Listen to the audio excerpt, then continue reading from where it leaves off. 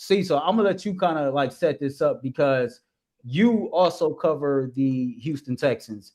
And what's the rookie wide receiver name that was drafted in the second round? Jaden Higgins from Iowa State. He became the first ever second round pick in the history of the NFL to sign a fully guaranteed deal.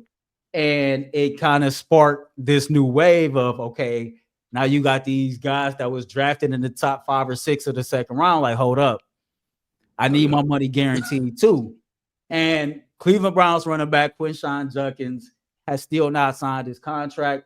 I think in the end is going to end up being a nothing burger. I think he's going to be there ready to lead the Browns backfield when training camp starts.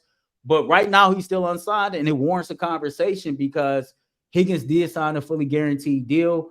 I think the Browns linebacker Schwesinger, he got the same exact guaranteed contract that Higgins got, right? So those deals was kind of matched out. And then you got these other teams who drafted players around Judkins that is trying to figure out if they're going to sign their guys to fully guaranteed deals, which ultimately might put Andrew Berry in a situation to where he might be forced to give Quinshon Judkins a fully guaranteed contract. Fellas, have we reached a new era in the NFL where top 5 picks in the second round, they won't guarantee money?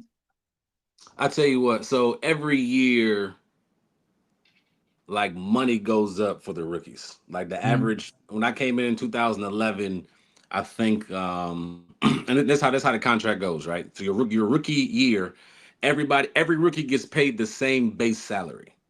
So whatever that base salary is, my rookie year is like $450 something, 2011, $460,000. Every rookie gets paid the same. It's just your signing bonus is different. So like, I got 450,000. My signing bonus was 2 something, whatever it was.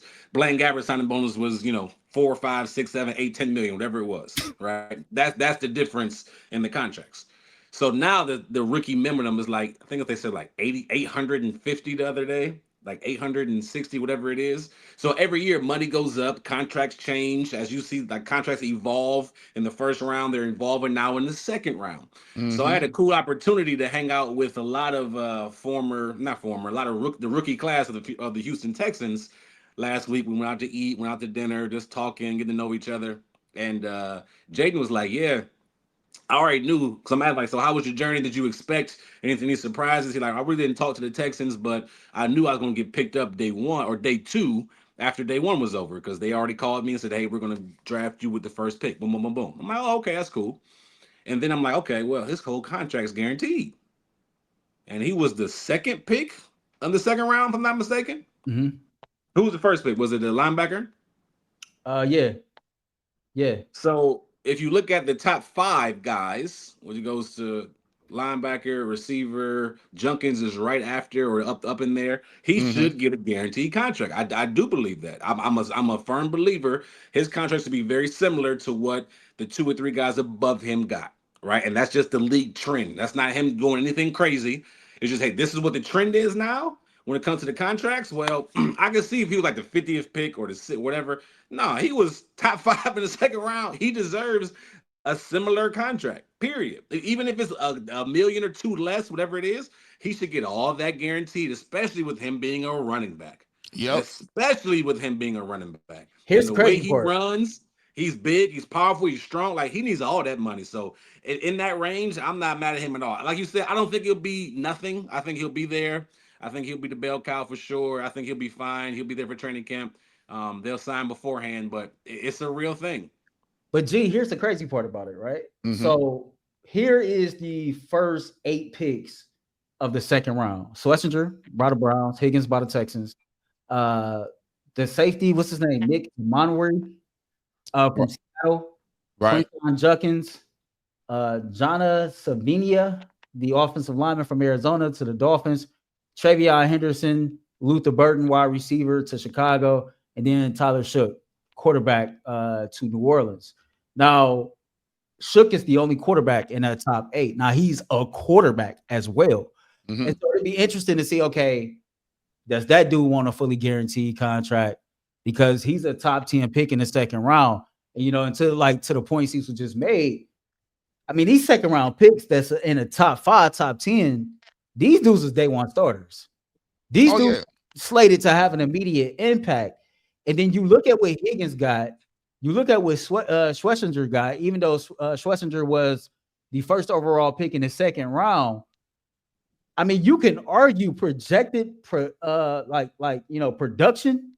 per rookie that's drafted in the second round. Juck is probably gonna have the highest projected, production of all these dudes. Is that a fair statement? Of course, he's a running back.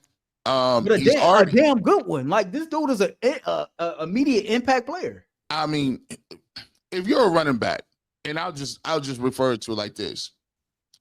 This is why I'm cut and dry when it comes to a lot of things. I don't care about a lot now. I mean, guys acting up, whatever. I'll figure it out. Like, did they go to jail? I don't know. If they don't, cool. Like, that's how I look at it right now. Because let me tell you this. Nick Chubb was one of the best human beings in the world. Yep. Nick Chubb did everything right. Came back twice, ready. Came back, did what he needed to do. He fought through injury. He's a dude that I would, if I had a sister, I'd be happy to have Nick Chubb in the family. And he came back early last year. I told people he wasn't going to be ready. He's taking 2 years to get back. Cleveland Browns didn't even give him no phone calls. He couldn't sniff a contract. They couldn't even let him go out on his own terms with the Browns. And he's the best character guy that you got. He's a man of the year candidate. So when you be telling me about all this other stuff and people holding out and I don't know why people hold out, he needs to get to camp, I ain't hearing none of that. Because when you get to be 30 years old and you can't run that football no more, and they can't use nothing else of you, your knees is hurt, they won't give you no pension, you're looking around. Well, if you get to that point, if you get in the contract, right, you have it by then. But disability, a whole other thing. You know what the disability look like. Good luck filing for that. So you better be smart.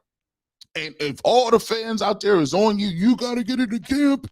I don't know what these guys are holding out, boy. You better hold out for every single coin you got. Because for every person that is a Quinshon Judkins, there's another person like JOK. Think about if JOK wouldn't have got that extension.